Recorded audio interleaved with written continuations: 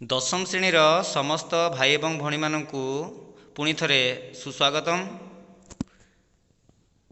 ରାସାୟନିକ ପ୍ରତିକ୍ରିୟା ଓ ସମୀକରଣ ସେ ସମ୍ବନ୍ଧରେ ପ୍ରଥମ କାଳାଂଶରେ ମୁଁ ଆଲୋଚନା ରଖିଥିଲି। ବିଭିନ୍ନ ପ୍ରତିକ୍ରିୟା ଦେଖାଇଥିଲି ଭିଡ଼ିଓ କିଛି, ହଁ କି ନାହିଁ। ଆଜି ତାର ଦ୍ୱିତୀୟ ଭାଗ। ତ ରାସାୟନିକ ପ୍ରତିକ୍ରିୟାକୁ ସମୀକରଣରେ କେମିତି ପ୍ରକାଶ କରାଯିବ ଆଉ ଶବ୍ଦ ସମୀକରଣ କଥା ଆଲୋଚନା ହୋଇଥିଲା। ନେକ୍ସଟ ଆଜି ସମୀକରଣ କେମିତି ସମତୁଲ କରାଯିବ ସେ ସମ୍ବନ୍ଧରେ ଆଲୋଚନା କରିବା। ଆଜି ଆମେ ଜାଣିବା ରାସାୟନିକ ସମୀକରଣ ଲେଖିବା ପ୍ରଣାଳୀ, ହଁ କି ନା। ତାହେଲେ କ'ଣ ଦେଖ, ରାସାୟନିକ ସମୀକରଣ କେମିତି ଗଠନ କରିବା। ରାସାୟନିକ ପ୍ରତିକ୍ରିୟାରେ ପ୍ରତିକାରକ ଆଉ ଉତ୍ପାଦରେ ବ୍ୟବହୃତ ଶବ୍ଦ ବଦଳରେ କ'ଣ ନେବା, ପ୍ରତୀକ ଆଉ ସଂକେତ ଲେଖିଲେ ତାହା ରାସାୟନିକ ସମୀକରଣରେ ପ୍ରକାଶିତ ହୋଇଥାଏ। ଯଦି ପ୍ରତିକାରକ ଆଉ ଉତ୍ପାଦରେ ଯାହା ଯାହା ଶବ୍ଦ ବ୍ୟବହାର କରାଯାଇଛି ସେଇ ତାର ବଦଳରେ କ'ଣ ଲେଖିବା, ପ୍ରତୀକ ଆଉ ତାର ସଂକେତ ଲେଖିବା, ହେଲେ ସେ ରାସାୟନିକ ସମୀକରଣରେ ପ୍ରକାଶିତ ହୋଇଯିବ। ଏହାଦ୍ୱାରା କ'ଣ ହେବ, ସମୀକରଣଟି ଅଧିକ ସଂକ୍ଷିପ୍ତ ହୋଇଯିବ, ତଥ୍ୟପୂର୍ଣ୍ଣ ହେବ ଆଉ ବ୍ୟବହାର ଯୋଗ୍ୟ ହୋଇପାରିବ। ଦେଖ ଏକ୍ଜାମ୍ପଲ୍ ଗୋଟେ ଆମେ କରିଥିଲେ ଗତ କାଳାଂଶରେ ପରୀକ୍ଷା, ମାଗ୍ନେସିୟମ୍ ସହିତ ଅମ୍ଳଜାନର ପ୍ରତିକ୍ରିୟା କରିଥିଲେ, ହଁ କି ନାହିଁ। ବା ମାଗ୍ନେସିୟମ୍ ପାତକୁ ଅମ୍ଳଜାନର ଉପସ୍ଥିତିରେ ଜଳାଇଲେ ମାଗ୍ନେସିୟମ୍ ଅକ୍ସାଇଡ୍ ସୃଷ୍ଟି ହୁଏ। ତାକୁ ଏଇଟା କ'ଣ ଲେଖାଗଲା, ଏଇଟା ଶବ୍ଦ ସମୀକରଣ। ମାଗ୍ନେସିୟମ୍ ପ୍ଲସ୍ ଅକ୍ସିଜେନ୍ ତୀର ଚିହ୍ନ ମାଗ୍ନେସିୟମ୍ ଅକ୍ସାଇଡ୍, ଏଇଟା କ'ଣ ଶବ୍ଦ ସମୀକରଣ। ୟାକୁ ଆମେ ସଂକେତ କରିବା, ମାଗ୍ନେସିୟମ୍ ତାର ପ୍ରତୀକ ହେଲା କ'ଣ, Mg, ତାର ସିମ୍ବଲ ହେଲା Mg। ଅକ୍ସିଜେନ୍, ଅକ୍ସିଜେନଟା ମନେ ରଖିବ ସିଏ ଗୋଟାଏ କ'ଣ, ସିଏ ହେଉଛି ଗ୍ୟାସ୍, ହଁ କି ନାହିଁ। ତେଣୁକରି ଇଏ କ'ଣ, ତାର ପରମାଣୁ ରାସାୟନିକ ପ୍ରତିକ୍ରିୟାରେ ଭାଗ ନିଏ ନାହିଁ, ତାର ଅଣୁଟା ଭାଗ ନିଏ। ତେଣୁକରି O2 ନେବା, ତୀର ଚିହ୍ନ ହେବ MgO, ମାଗ୍ନେସିୟମ୍ ଅକ୍ସାଇଡ୍। ଏଠି ଦେଖ, ଏଠି ମାଗ୍ନେସିୟମ୍ କେତେଟା ଅଛି, ଗୋଟେ। ଅକ୍ସିଜେନ୍ କେତେଟା ଅଛି, ଦୁଇଟା। କିନ୍ତୁ ଏଠି ଅକ୍ସିଜେନ୍ କେତେଟା ଅଛି, ଗୋଟେ ଅଛି। ଇଏ କିନ୍ତୁ ବାଲାନ୍ସ ନାହିଁ। ବାଲାନ୍ସ ଅଛି କି, ଅସମତୁଲ ସମୀକରଣ ଅଛି। ତାହେଲେ ଏ ପ୍ରକାର ସମୀକରଣକୁ କ'ଣ କୁହାଯାଏ, ମନେ ରଖିବ, ସୂଚକୀୟ ସମୀକରଣ। ସୂଚକୀୟ ରାସାୟନିକ ସମୀକରଣ, ସୂଚକୀୟ ରାସାୟନିକ ସମୀକରଣ। ଯଦି କ'ଣ ଇଏ ବାଲାନ୍ସ ନାହିଁ, ସମତୁଲ ନାହିଁ, ତାହେଲେ ତାକୁ କହିବା ସୂଚକୀୟ ରାସାୟନିକ ସମୀକରଣ ବା ସ୍କେଲିଟାଲ କେମିକାଲ ଇକ୍ୱେସନ୍। କ'ଣ କହୁଛି ଇଂରାଜୀରେ, ସ୍କେଲିଟାଲ କେମିକାଲ ଇକ୍ୱେସନ୍, ଏଗୁଡ଼ାକୁ କହିପାରିବା ଆମେ। ବୁଝିହେଲା କି ନାହିଁ। এই ସୂଚକୀୟ ରାସାୟନିକ ସମୀକରଣ କେବଳ ପ୍ରତିକାରକ ଆଉ ଉତ୍ପାଦର ସିଏ ସୂଚନା ଦେଇଥାଏ, ହଁ କି ନାହିଁ। ପ୍ରତିକାରକ ଆଉ ଉତ୍ପାଦର ସୂଚନା ଦେଇଥାଏ। ବର୍ତ୍ତମାନ ଜାଣିବା ସମତୁଲ ରାସାୟନିକ ସମୀକରଣ ବା ଯେଉଁଟାକୁ କହୁଛେ ବାଲାନ୍ସଡ କେମିକାଲ ଇକ୍ୱେସନ୍ସ। ତାହେଲେ ସେଇଟା ଜାଣିବା ପୂର୍ବରୁ ଆମେ ବସ୍ତୁତ୍ୱ ସଂରକ୍ଷଣ ନିୟମକୁ ମନେ ପକାଇବା, ଯେଉଁଟାକି ଆମେ ନବମ ଶ୍ରେଣୀରେ ପଢ଼ିଥିଲେ, law of conservation of mass. କ'ଣ ଥିଲା, କୌଣସି ରାସାୟନିକ ପ୍ରତିକ୍ରିୟାରେ ବସ୍ତୁତ୍ୱର ସୃଷ୍ଟି ନାହିଁ କି ବିନାଶ ଘଟେ ନାହିଁ। ରାସାୟନିକ ପ୍ରତିକ୍ରିୟାରେ ବସ୍ତୁତ୍ୱର ସୃଷ୍ଟି ହେବ ନାହିଁ କି ବିନାଶ ହେବ ନାହିଁ। ଯେତିକି ବସ୍ତୁତ୍ୱ ଥିଲା ସେତିକି ହିଁ ବସ୍ତୁତ୍ୱ ରହିବ। ଅର୍ଥାତ୍ କ'ଣ, କୌଣସି ରାସାୟନିକ ପ୍ରତିକ୍ରିୟାରେ ଉତ୍ପାଦରେ ଥିବା ମୌଳିକ ଗୁଡ଼ିକର ମୋଟ ବସ୍ତୁତ୍ୱ ପ୍ରତିକାରକରେ ଥିବା ମୌଳିକ ଗୁଡ଼ିକର ମୋଟ ବସ୍ତୁତ୍ୱ ସହିତ ନିଶ୍ଚୟ ସମାନ ରହିଥାଏ। ହେଲା, ପ୍ରତିକାରକରେ ମୋଟ ବସ୍ତୁତ୍ୱ ଯାହା ଥିଲା ଉତ୍ପାଦରେ ମଧ୍ୟ ସେ ମୌଳିକ ଗୁଡ଼ିକର ମୋଟ ବସ୍ତୁତ୍ୱ ସେଇଆ ରହିବ। ଅର୍ଥ କ'ଣ, ପ୍ରତ୍ୟେକ ମୌଳିକର ପରମାଣୁ ଗୁଡ଼ିକର ସଂଖ୍ୟା ରାସାୟନିକ ପ୍ରତିକ୍ରିୟା ପୂର୍ବରୁ ଆଉ ରାସାୟନିକ ପ୍ରତିକ୍ରିୟା ପରେ ସମାନ ରହିବ। ବୁଝିହେଲା। ତାହେଲେ କ'ଣ ଜାଣିଲେ, କ'ଣ, ପ୍ରତ୍ୟେକ ମୌଳିକର ପରମାଣୁର ସଂଖ୍ୟା ରାସାୟନିକ ପ୍ରତିକ୍ରିୟା ପୂର୍ବରୁ ଆଉ ପ୍ରତିକ୍ରିୟା ପରେ ସମାନ ରହିବ। ଅର୍ଥ ଏଠି ଯେଉଁ ଏକ୍ଜାମ୍ପଲ୍ ଦେଇଥିଲି ଦେଖ, ମାଗ୍ନେସିୟମ୍ ଏଠି କେତେଟା ଅଛି, ଗୋଟେ ଅଛି ପ୍ରତିକାରକରେ, ଏଠି ମଧ୍ୟ ଗୋଟେ ଅଛି। ଅକ୍ସିଜେନ୍ କେତେଟା, ଦୁଇଟା ଅଛି ପରମାଣୁ, ଏଠି ଗୋଟେ ଅଛି। କିନ୍ତୁ କ'ଣ କହୁଛି ବସ୍ତୁତ୍ୱ ସଂରକ୍ଷଣ ନିୟମ, ଏଠି ପରମାଣୁ ସଂଖ୍ୟା ଯେତିକି ହେବ ଏଠି ମଧ୍ୟ ପରମାଣୁ ସଂଖ୍ୟା ସେତିକି ହେବ, ଅକ୍ସିଜେନ୍ର ହେଉ କି ମାଗ୍ନେସିୟମ୍ ହେଉ। ବୁଝିହେଲା କି ନାହିଁ। ତେଣୁକରି ସିଏ କ'ଣ, ଇଏ ହେଉଛି ବସ୍ତୁତ୍ୱ ସଂରକ୍ଷଣ ନିୟମ। ତେଣୁ ଆମକୁ କ'ଣ, ସୂଚକୀୟ ରାସାୟନିକ ସମୀକରଣକୁ ସମତୁଲ କରିବା ପାଇଁ ପଡ଼ିବ। ଏଇ ଯେଉଁ ସୂଚକୀୟ ରାସାୟନିକ ସମୀକରଣ ଅଛି ତାକୁ ସମତୁଲ କରିବା। କେମିତି ସମତୁଲ କରିବା, ଧର ଇଏ ମାଗ୍ନେସିୟମ୍ ପ୍ଲସ୍ ଅକ୍ସିଜେନ୍, ଇଏ କ'ଣ ଅଛି, ମାଗ୍ନେସିୟମ୍ ଅକ୍ସାଇଡ୍ ହେଇଛି, ହଁ କି ନା। ତାହେଲେ ଦେଖ ଏଠି ଅକ୍ସିଜେନ୍ କେତେଟା ଅଛି, ଦୁଇଟା ଅଛି। ତେଣୁକରି ଏଠି 2 ଇଣ୍ଟୁ କରିଦେବ। ତାହେଲେ ଅକ୍ସିଜେନ୍ କେତେଟା ହେଇଗଲା, 2 ଗୁଣନ ମାଗ୍ନେସିୟମ୍ 2 ଗୁଣନ ଅକ୍ସିଜେନ୍। ହେଲା, ଅକ୍ସିଜେନ୍ ଦୁଇଟା ହେଇଗଲା, ତାହେଲେ ଅକ୍ସିଜେନ୍ ଦୁଇଟା ହେଇଗଲା, କିନ୍ତୁ ମାଗ୍ନେସିୟମ୍ କେତେଟା ହେଇଗଲା, ଦେଖ ଦୁଇଟା। ତେଣୁକରି ଏଠି ବି 2 ଇଣ୍ଟୁ କରିବା ପାଇଁ ପଡ଼ିବ। ଇଏ ହେଇଗଲା ବର୍ତ୍ତମାନ ବାଲାନ୍ସ। ବୁଝିହେଲା କି ନାହିଁ। ଇଏ ହେଲା ସମତୁଲ ରାସାୟନିକ ସମୀକରଣ। ହେଲା, ଜାଣି ହେଉଛି। ତାହେଲେ ଆଉ ଗୋଟେ ଏକ୍ଜାମ୍ପଲ୍ ନେଉଛି ଦେଖ, जिंक सांगे सल्फ्यूरिक एसिड मिसा है H2SO4 कौन है जिंक सल्फेट प्लस H2 तो ये बालांस अच्छी कि नहीं जाना हाँ कि नहीं ताले देख ये मौलिक गुड़ा जहाँ जहाँ व्यवहृत होती से गुड़ा लिखिली मौलिक जिंक हाइड्रोजेन सल्फर ऑक्सीजन एगुड़ा व्यवहार होती देख जिंक हाइड्रोजेन सल्फर और ऑक्सीजन ताले प्रतिकारक गुड़िकर परमाणु संख्या जिंक केतटा अच्छी देख ये प्रतिकारक गोटे उत्पाद केतटा अच्छी देख उत्पाद जिंक ये गोटे अच्छी ठीक अच्छे हाइड्रोजेन ये केतटा अच्छी हाइड्रोजेन दुईटा ये केतटा अच्छी हाइड्रोजेन ये दुईटी अच्छी तापरे सल्फर ये केतटा अच्छी गोटे अच्छी एक अच्छी ये सल्फर केते अच्छी देख सल्फर ये गोटे अच्छी ऑक्सीजन केतटा अच्छी चारटी अच्छी ये चारटी अच्छी ताहले आमे देखिले प्रतिकारक गोटे मौलिकर परमाणु संख्या जहाँ अच्छी उत्पाद ताहा अच्छी ताहले एटा को आमे कहि परबा कोन समतुल समीकरण बा बालांस्ड इक्वेशन बोलिकी आमे कहि परबा जानिला आ गोटे एग्जांपल लेबा या को केमती आमे समतुल करबा ये होची आयरन लुहा ता संगे मिसला कोन जल वाटर एटा एक्चुअली वाटर वेपर हैला जलीय बाष्पटा मु परीक्षा देखैथिली गोटे लुहा कंटाटा जलीय बाष्पर उपस्थित रे कोन हो जाए रस्ट हो जाए एटा कोन कहूचे रस्ट बा कलंकी कलंकी कहूचे हाँ कलंकी सांगे कि आसुची हाइड्रोजेन गैस आसुची तो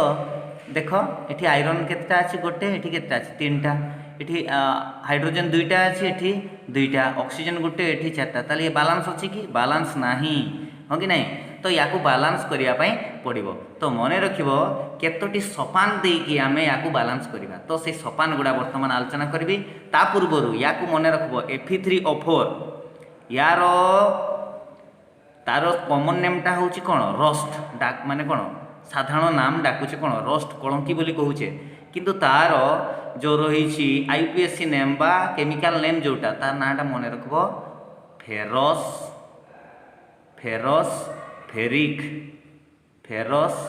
फेरिक ऑक्साइड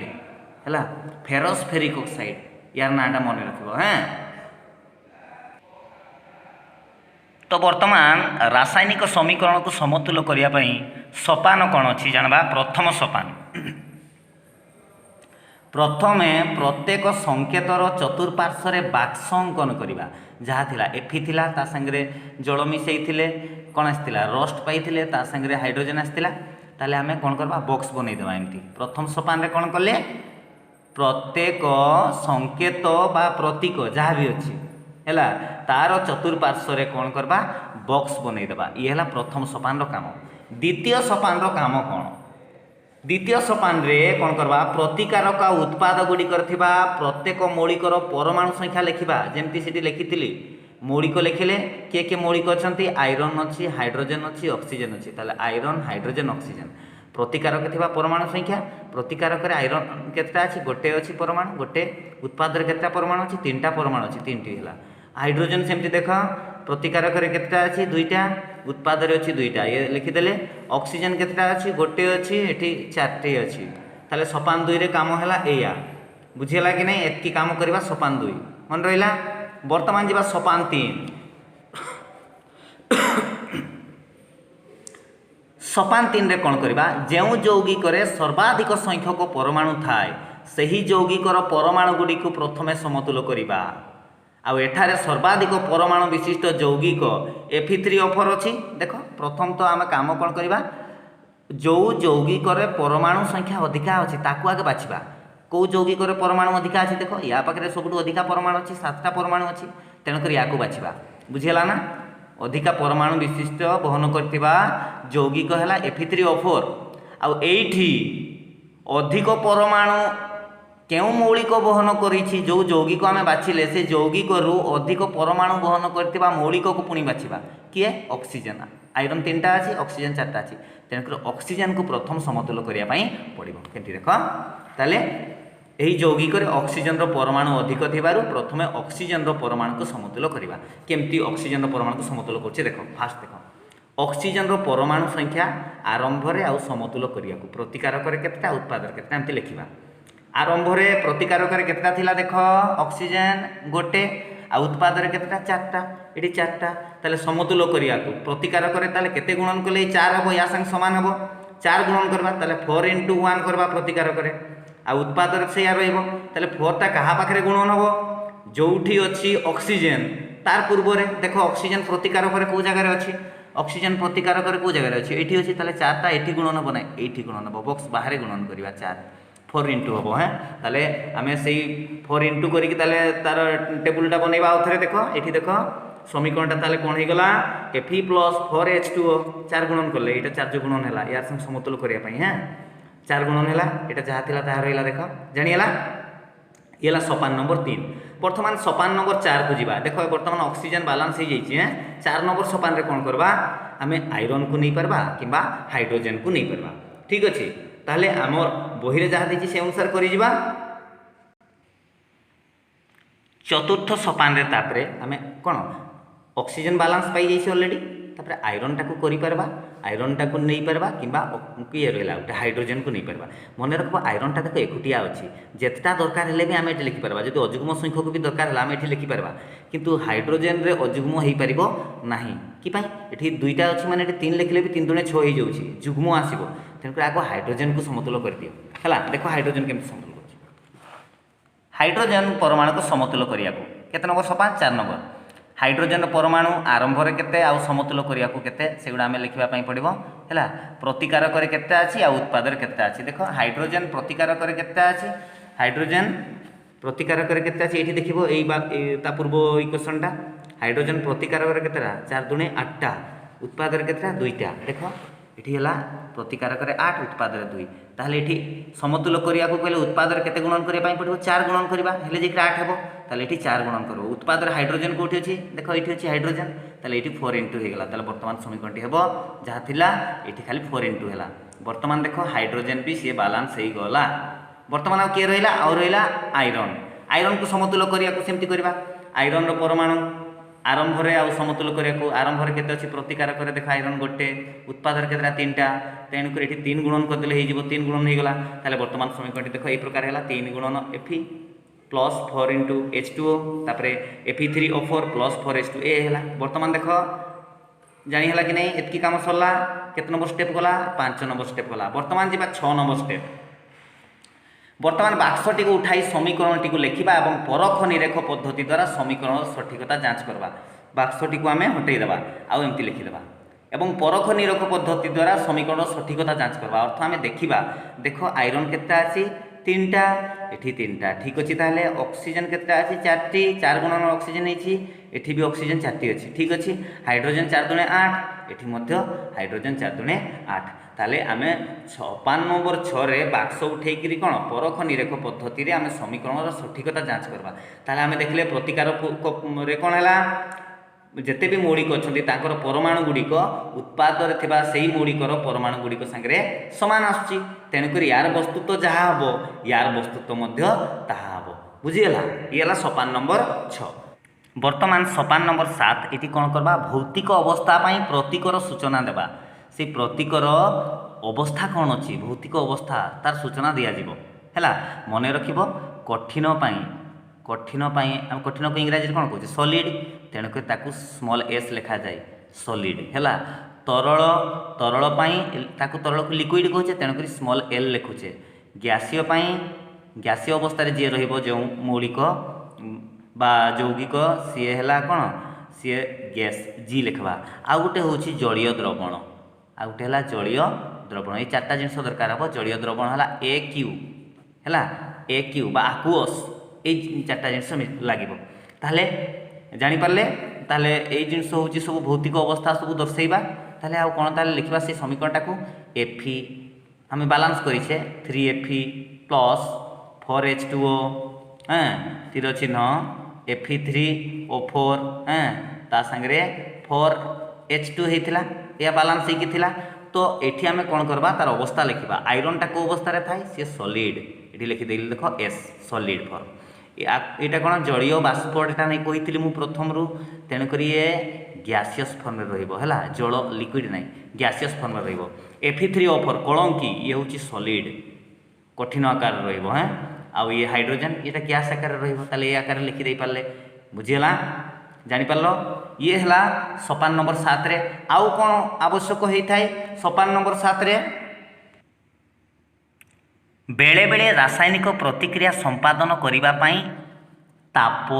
चाप उत्प्रेरक इत्यादि भली प्रतिक्रियार शर्तगुड़ी को समीकरण मध्यस्थ तीर चिन्ह उपरे किंबा तले लेखा जाइथाय दर्शा जाइथाय जदि ताप दरकार है प्रतिक्रिया ताले एठी केते ताप दरकार है लेखा जाई परिबो एई तीर चिन्ह उपरे बा चाप जदि दरकार है केते चाप दरकार है एठी लेखा हबो बा उत्प्रेरक किए जे रासायनिक प्रतिक्रिया रे भाग निए सॉरी भूल कहली उत्प्रेरक किए जी रासायनिक प्रतिक्रिया रे उपस्थित रही थाए किंतु सी भाग निए नहीं उपस्थित रहीकि रासायनिक प्रतिक्रियाटी को घटई थाए सी हूँ उत्प्रेरक बा ताको इंग्राजी रे काटालिस्ट बोली कहूचे काटालिस्ट है ताले एठी आउ किछि आवश्यक नहीं एटारे ताले आ गुटा आमे एग्जांपल नहीं परिबा ये होछि कार्बन मोनोक्साइड CO होछि कोन कार्बन मोनोक्साइड गैस संगे ये गैसियस फॉर्म रे थाए कार्बन मोनोक्साइड गोटे गैस ता संगे आमे हाइड्रोजन गैस को मिसेइबा केते रे 340 ATM अर्थ 340 वायुमंडलीय